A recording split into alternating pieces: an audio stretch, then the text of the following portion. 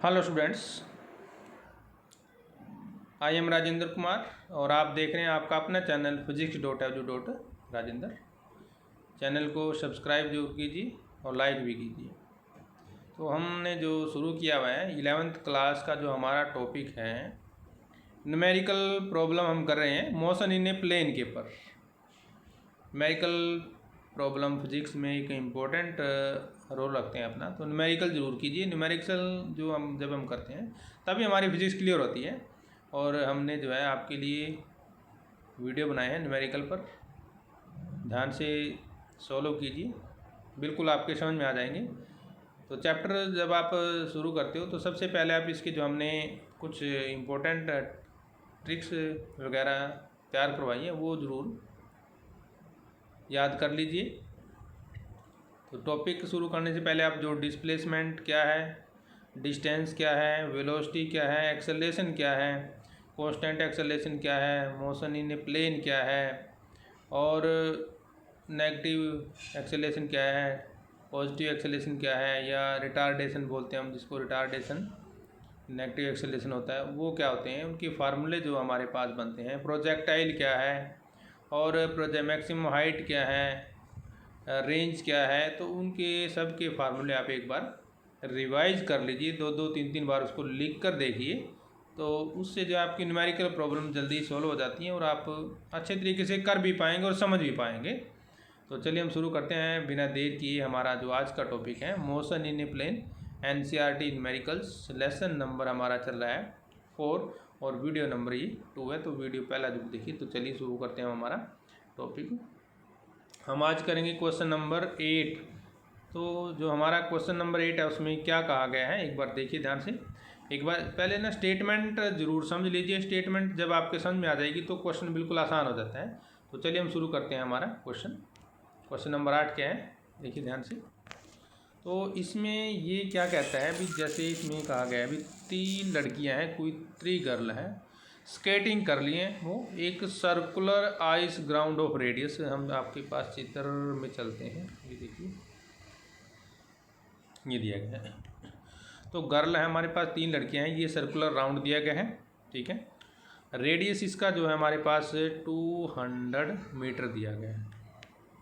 Radius क्या है हमारे पास 200 मीटर दिया गया। तो इसका मतलब डायमीटर कितना हो जाएगा हमारे पास 400 हो जाएगा। नोट कर लीजिए डायमीटर क्या हो जाएगा 400 हो जाएगा।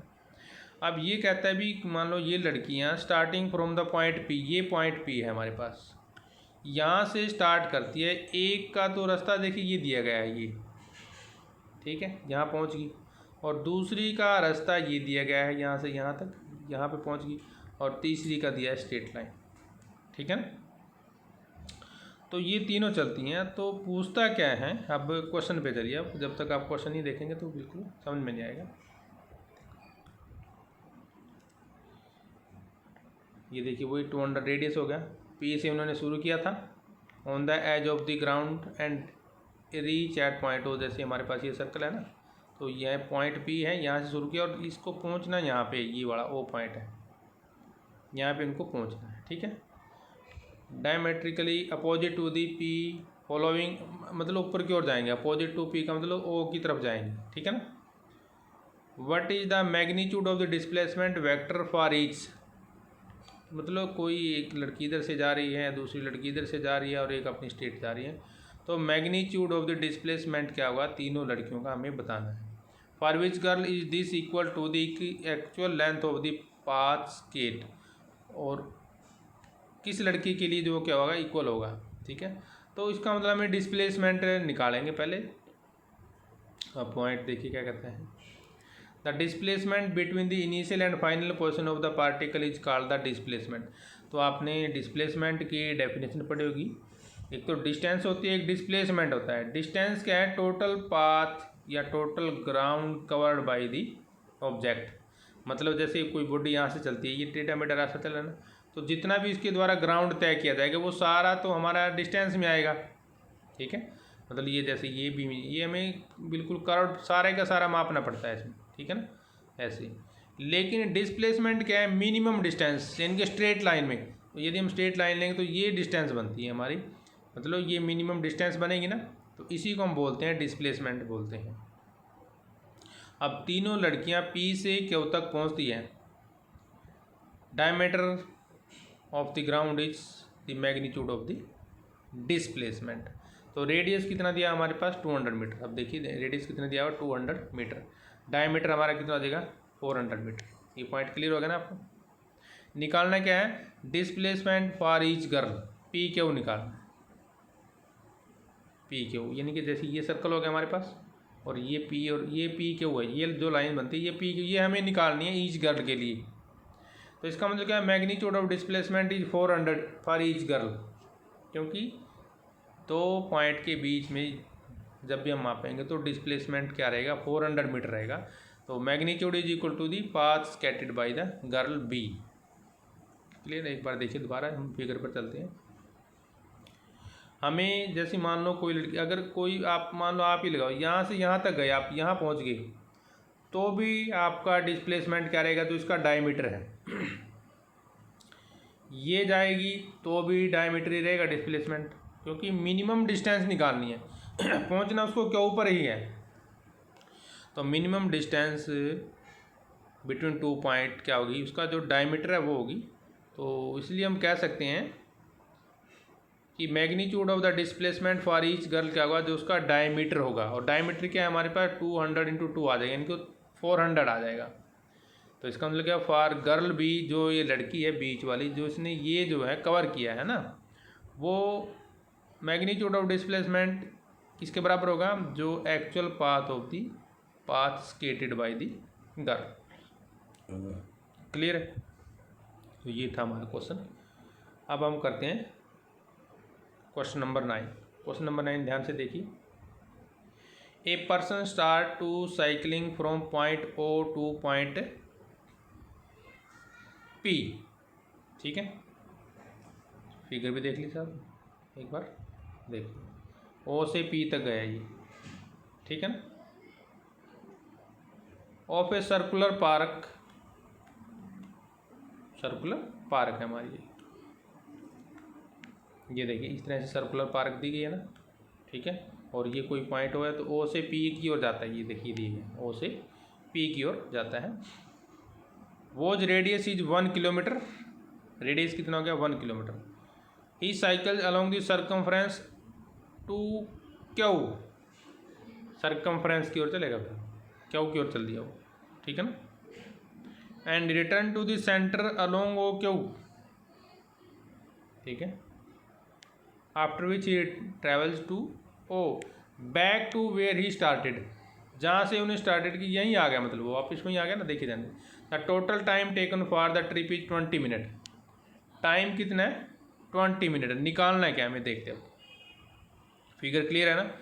साइकिलिस्ट जो है शुरू करता है ओ पॉइंट से, of a circular park of radius 1 kilometre है जिसका, और वह पी पर पहुंच गया, यानी कि ओ से शुरू किया और पी पे वो पहुंच गया, ठीक है। Then cycle along the circumference, circumference हमारे पास ये है, तो यहाँ से फिर वो चलता है इधर ओ की तरफ चल दिया वो, ठीक है ना। And return to the center, और फिर यहाँ पे वापस आ गया ओ पर। Clear. If the round trip taken, कितना total time taken for the trip is 20 minute. तो टोटल टाइम जो उसको लगा, मतलब यहाँ से यहाँ तक गए में टोटल उसको 20 मिनट लगते हैं। तो देखिए यहाँ डिस्प्लेसमेंट तो जीरो हो गया, क्योंकि जहाँ से उसने शुरू किया था वहीं पर आकर वो खड़ा हो गया, तो डिस्प्लेसमेंट क्या हो गया, जीरो हो गया वो तो। क्योंकि डिस्प्लेसमेंट क्या होती है, मिनिमम डिस्टेंस 2 पॉइंट के बीच की। अगर हम वहीं से शुरू होके यहाँ से जाके ये हम चल के ऐसे वापस वापस वापस यहीं आ गए ना, तो डिस्प्लेसमेंट जीरो होता है। यदि हम किसी पॉइंट से स्टार्ट होते हैं और उसी पॉइंट पर आकर खड़े हो जाते हैं तो डिस्प्लेसमेंट जीरो होता है। नोट कर लीजिए, नेट डिस्प्लेसमेंट क्या हो गया, ये जीरो हो गया हमारे पास। क्लियर है। पॉइंट बी क्या निकालना है, पॉइंट एवरेज वेलोसिटी निकालनी है। क्या निकालनी है, एवरेज वेलोसिटी। एवरेज वेलोसिटी कहते हैं displacement divide by time, total time जो लेते हैं। अब डिस्प्लेसमेंट जीरो है तो वेलोसिटी भी जीरो हो जाएगी। क्लियर है पॉइंट ये।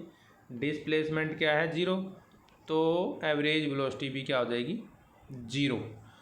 अब निकालते हैं एवरेज स्पीड, थर्ड पॉइंट। तो एवरेज स्पीड में हम डिस्प्लेसमेंट यानी कि जो है डिस्टेंस लेंगे, टोटल पाथ लेते हैं यहाँ पे। क्या होता है डिस्प्लेसमेंट का मतलब यहाँ पे टोटल पाथ लेंगे।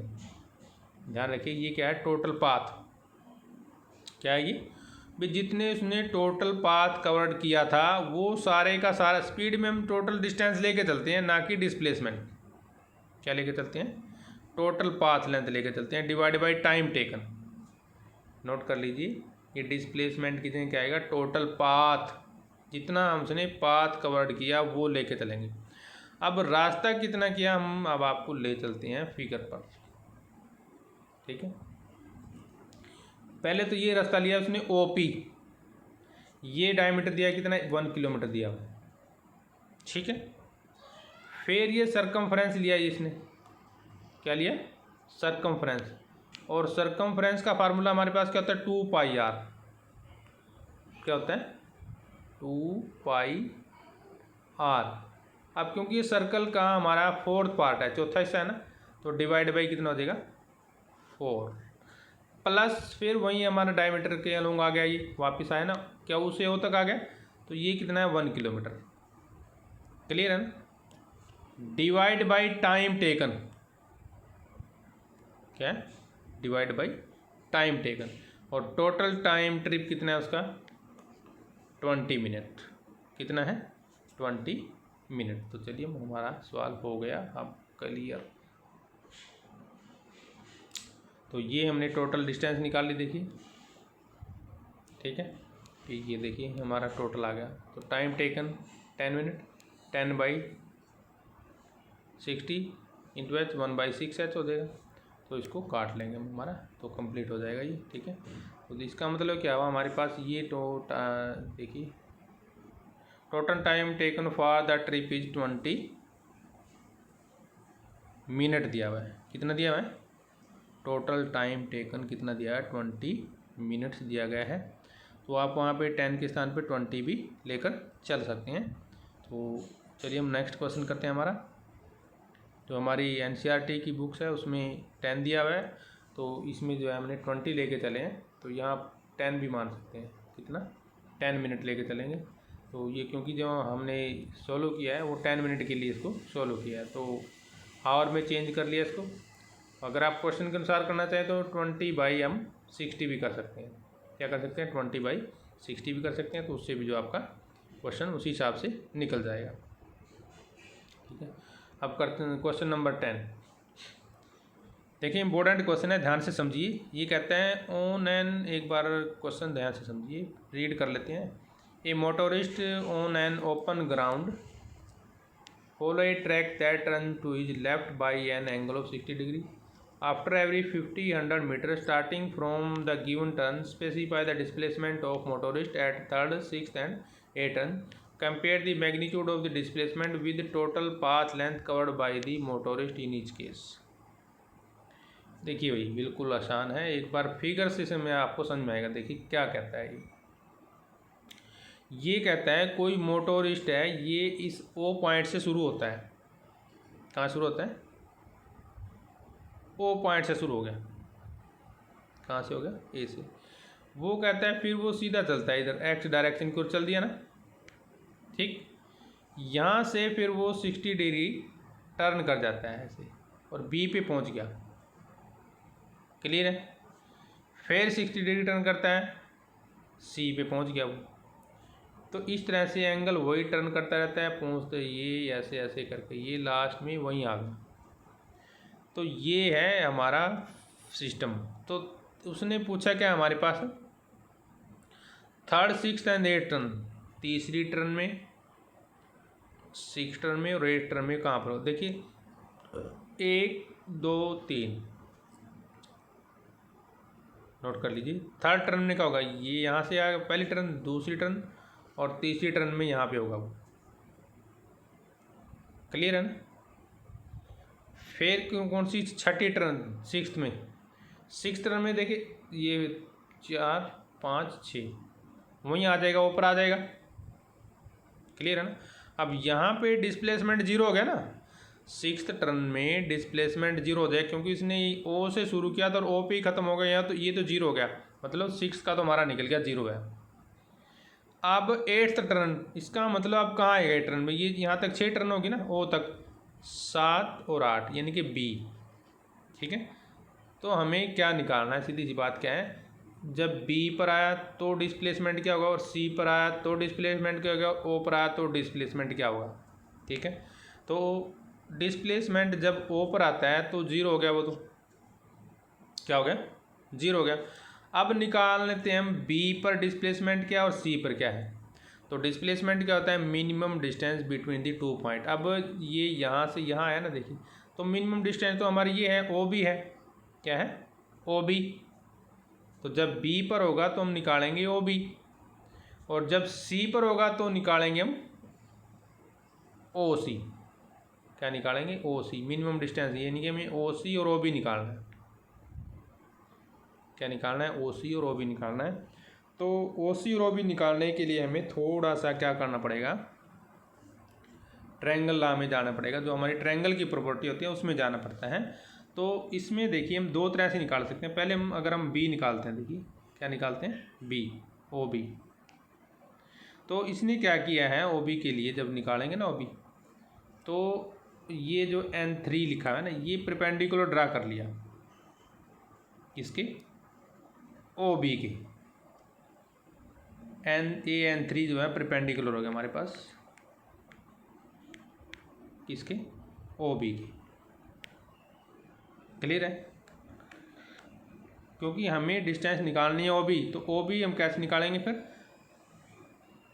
ट्रायंगल लॉ का यूज़ करके। तो देखिए ये ट्रायंगल लगाएंगे हम, ठीक है, और ये ट्रायंगल लगाएंगे। तो यहाँ से हम क्या लेंगे, ON3 और N3B ये लेंगे, क्योंकि हमारे पास ये 60 डिग्री ये लेंथ दी हुई है ना, कितनी है हमारी ये लेंथ, देखिए ध्यान से 500 मीटर है ये। ए बी कितनी है, 500 मीटर, और ओ ए बी कितनी है हमारी 500 मीटर, हर बार 500 मीटर दे रहेगा। ठीक है ना, तो इसमें हम जो ट्रिग्नोमेट्री के फार्मूले यूज़ करते हैं वो यूज़ करेंगे। क्लियर है पॉइंट ये। अब चलते हैं हमारा डिस्प्लेसमेंट कैसे निकालेंगे, और अब एक बार और समझ लीजिए, फिर निकालेंगे ये। तो यहाँ से ये परपेंडिकुलर ड्रा कर लेंगे, ये 90 डिग्री का हो जाएगा ना, तो वही हमारा जो फार्मूला होता है ना, पंडित बद्री प्रसाद बोले हर हर, बड़ा फार्मूला लगता है, आपने जो है 10th क्लास में पढ़ा होगा ना, पंडित बद्री प्रसाद बोले हर हर।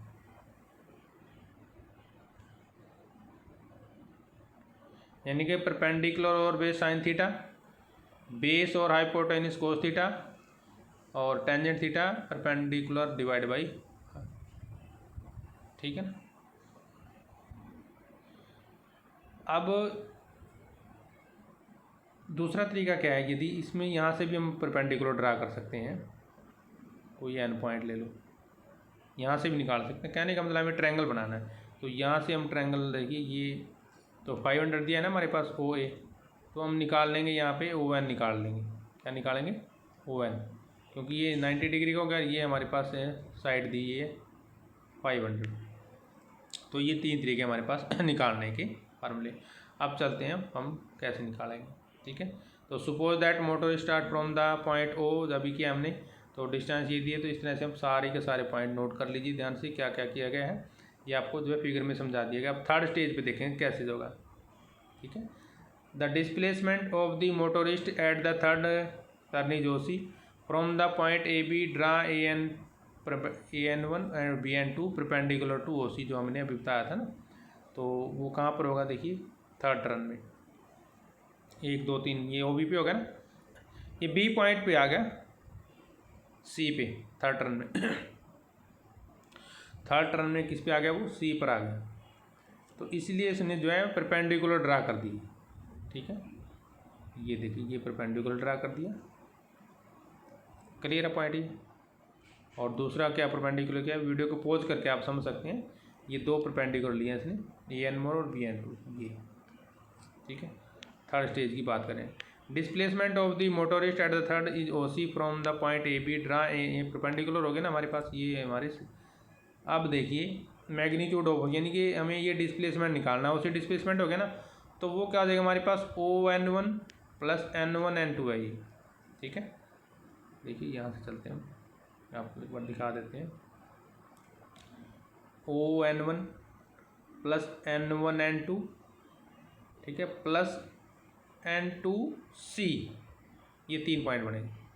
ध्यान से देखिए, ये जोड़ना है हमें और ये जोड़ना है और ये जोड़ना है, तो टोटल डिस्प्लेसमेंट आ जाएंगे इनके ON1 plus N1 N2 plus N2C, ये 3 हमें पॉइंट जोड़ने हैं, ठीक है।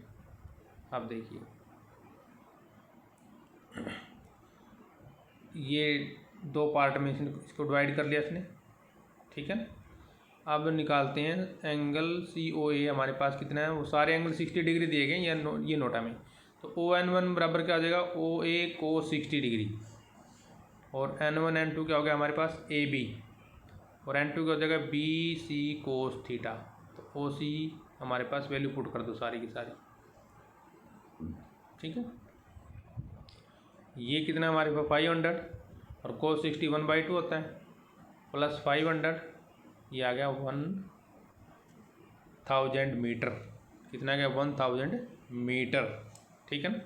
ये एक्चुअल में हमारा बनेगा, ठीक है। क्लियर हो गया पॉइंट ये।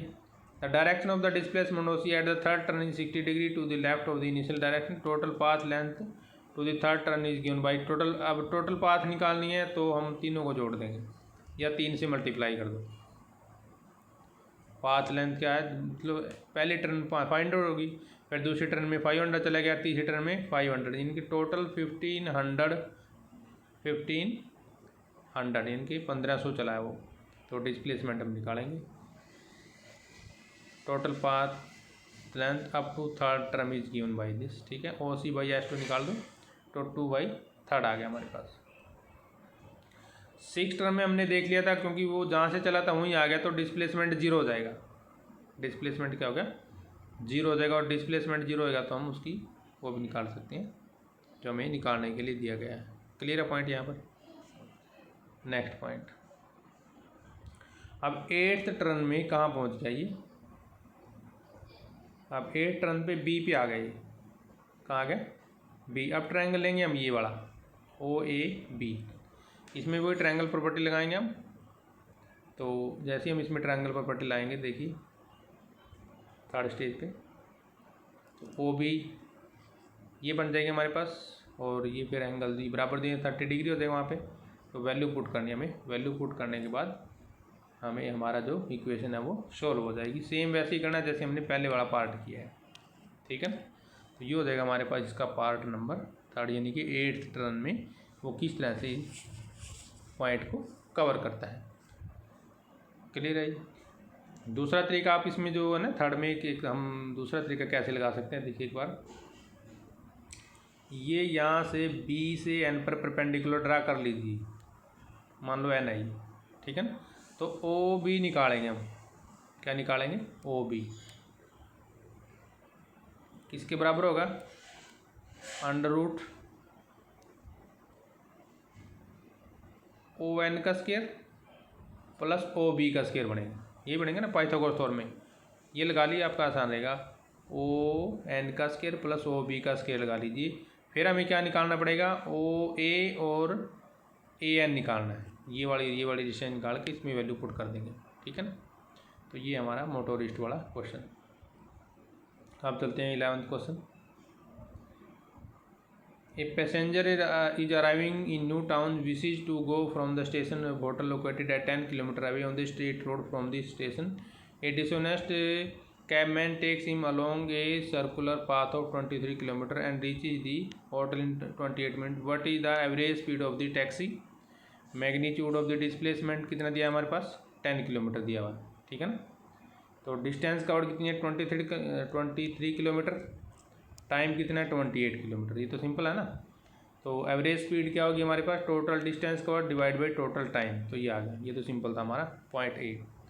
पॉइंट B में क्या निकालना है, magnitude of the average velocity R the equal magnitude of displacement कितना हमारे पास 10 किलोमीटर दिया हुआ है, डिस्टेंस कवर्ड कितनी दी है 23 किलोमीटर, टाइम टेकन कितना है 28 मिनट। तो वही हमारे पास फार्मूला डायरेक्टली लग जाएगा, magnitude of the displacement divide by time taken. ये क्या हो गया, डिस्प्लेसमेंट टाइम टेकन कितना होगा, CN/15, ठीक है। तो ये आ जाएगा हमारे पास आंसर। क्लियर है ना। तो इसका मतलब क्या, average speed and the magnitude of average velocity are not equal, they are only a for straight path. अब देखिए ये भी इम्पोर्टेंट क्वेश्चन है, बारिश हो रही है वर्टिकली, मतलब बारिश तो वैसे भी वर्टिकली होती है ना, ऐसे ही डाउनवर्ड वर्टिकली हो रही है, स्पीड ऑफ कितनी है उसकी 30 मीटर पर सेकंड दिया है, बारिश की स्पीड दी गई है। एक लेडीज है जो राइड करती है bicycle with the speed of 10 metre प्रति सेकंड, तो ये इसकी क्या होगी, रिलेटिव वेलोसिटी होगी to the north to south direction, what is the direction in which the she could hold the umbrella. मतलब क्या है, एक लेडीज है उसने जो है जाना है कितना, किस डायरेक्शन में, नॉर्थ टू साउथ जाना है, तो उसने अपना अम्ब्रेला किस हिसाब से पकड़े कि उसको बारिश ना लगे, क्या ना लगे, बारिश नहीं लगे। अब सब जानते हैं, मान लो बारिश जिस साइड से बारिश आती है उसी साइड हम अपना अम्ब्रेला करते हैं ना, जिस साइड से बारिश आती है उसकी तरफ हम क्या करते हैं, अम्ब्रेला कर लेते हैं, टेढ़ा उसी तरफ कर लेते हैं, तो हमें बारिश नहीं लगेगी। वो डायरेक्शन पे डिपेंड करता है, बारिश किस साइड से आ रही है, तो जिस साइड हम कर सकते हैं जिस तरह से उसने कहा है हमें। अब क्योंकि ये कहाँ जा रही है, नॉर्थ टू साउथ जा रही है, नॉर्थ टू साउथ जा रही है, तो अम्ब्रेला भी किस साइड करना पड़ेगा, इसको इस साइड ही करना पड़ेगा ना। जब सामने जा रही है तो अम्ब्रेला भी उसको सामने की तरफ करना पड़ेगा ना, ठीक है ना। तो ये पॉइंट है मेन इसमें। अब करते हैं सवाल। रेन क्या वर्टिकली डाउनवर्ड है, अम्ब्रेला हमारा इस साइड हो जाएगा नीचे की ओर, तो मान लें हम उसकी जो अम्ब्रेला का एंगल थीटा बनता है रेन के साथ, यही निकालना हमें किस एंगल पर करना चाहिए छाता, तो मान लो वो थीटा है, तो ऐसे हम नीचे परपेंडिकुलर ड्रा कर लेते हैं। क्लियर है, वो भी क्रॉस एंगल क्या होता है, वो भी थीटा हो जाएगा। अब चलते हैं स्वान क्वेश्चन पर। रेन इज फॉलिंग अलोंग ओ ए, ये डायरेक्शन में हमारी ओ ए डायरेक्शन में है हमारी जो रेन है, ठीक है। स्पीड ये दी हुई है और वोमैन मूव कर रही है along with speed of 10 metre per second, O A कितना है 30 मीटर और ओ बी कितना है 10 metre per second. The woman rider can protect herself from the rain if she hold her umbrella in the direction of the relative velocity of the rain. तो यानी कि जिस relative velocity of the rain की तरफ उसको अपना छाता करना पड़ेगा, तभी वो बारिश से बच सकती है। तो ऐसा करने के लिए to equal and opposite velocity of the woman on the rain, तो ऐसा करने के लिए उसको क्या करना पड़ेगा, to do so apply equal and opposite velocity of the woman on the rain, यानी कि impress the velocity 10 metre per second due north on the rain which is represented by O C. Clear है, एक बार figure देख लीजिए अब ध्यान से। Clear है, फिगर देख लिया ना, ओ सी, ठीक है। अब देखिए निकालेंगे कैसे, रिलेटिव वेलोसिटी निकालने ना। Now relative velocity of the rain with respect to man will be represented by diagonal OD of the parallelogram। if angle हमने थीटा माना है तब ट्रायंगल OAD जब हम लेते हैं तो उसमें क्या होगा, AD डिवाइड बाई OA, ठीक है। ये देखिए AD divide by OA, AD divide by OA, ये क्या आ जाएगा हमारे पास, एंगल ले लेना, ठीक है। तो ये होता है हमारे पास टेंजेंट थीटा। क्लियर है, और ये ADOC के इक्वल हो गया, और ये कितना 10 है और ये 30 दिया गया है, तो ये आ जाएगा टेंजेंट 80 डिग्री 26 मिनट। तो ये है vertical in downward direction. Clear है। Question number 13, a man can swim with a speed of, ये भी इम्पोर्टेंट क्वेश्चन है, speed of 4 kilometre per hour in still water. How long does he takes to cross a river 1 kilometer wide if the river flows steadily at 3 kilometer per hour and makes his strokes normal to the river current? How far down the river does he go when reaches other bank? देखिए कितना आसान question हमारे पास। ये कहता है भी एक आदमी है वो स्विम कर रहा है with speed of 4 kilometre per our. Question ध्यान से देखिए, 4 किलोमीटर प्रति घंटे की रफ्तार से स्विम कर रहा है। तो पूछता है भी how long does he take to cross the river, उसको रिवर को पार करने में कितना समय लगेगा जबकि रिवर 1 किलोमीटर वाइड चौड़ी है। If the river flow steadily at 3 kilometre per hour, और नदी भी बह रही है कितनी 3 किलोमीटर पर आवर के हिसाब से। And he makes strokes normal to the river current, तो जिस उससे नॉर्मल करता है वो, इनके उल्टी दिशा होगी ना, मतलब सॉरी उल्टी नहीं, 90 डिग्री पर नॉर्मल का तो 90 पे टू दी करंट, करंट का उसका मतलब क्या 90 डिग्री पे हो गया। How far down the river does he go, कितनी दूर जाएगा। When he reach the other bank, जब दूसरे किनारे पर वो पहुंचता है। अब टाइम जो हमें रिवर को क्रॉस करना है वो कहता है जितनी हमारी नदी की चौड़ाई है divide by speed of man. Clear है ना, टाइम जो निकालेंगे नदी को क्रॉस करने का, जितनी हमारी मतलब क्या है टोटल डिस्टेंस, डिस्टेंस ओवर क्या होता है स्पीड होता है ना, डिस्टेंस ओवर स्पीड होता है टाइम। तो यानी कि विड्थ ऑफ द रिवर वो कितनी है 1 किलोमीटर, 1 हो जाएगा, डिवाइड बाई कितना आ जाएगा 4, क्योंकि वो चाल उसकी 4 दी गई है। तो इसका मतलब 15 मिनट लगेंगे, डिवाइड करेंगे ना कितना लगेगा 15 मिनट लगेगी। अब कहते हैं डिस्टेंस कितनी होगी move along the river in time T. तो डिस्टेंस क्या होती है velocity into time, velocity into time. Velocity कितनी है हमारी 3 किलोमीटर प्रति घंटा, टाइम कितना है अभी 1/4 1/4, यही है ना, इसकी मल्टीप्लाई कर देंगे। क्लियर हो गया ना क्वेश्चन। देखिए हमें क्या निकालना है, एक तो निकालना है टाइम, और टाइम क्या होता है distance over speed. Distance 1 kilometre है, स्पीड कितनी है 4 किलोमीटर पर आवर है, ये निकल गया। फिर निकालना है distance moved along the river, तो वो होती है वेलोसिटी इंटू टाइम। वेलोसिटी कितनी है 3 और टाइम कितना 1/4 आया, तो ये हो जाएगा क्वेश्चन का आंसर।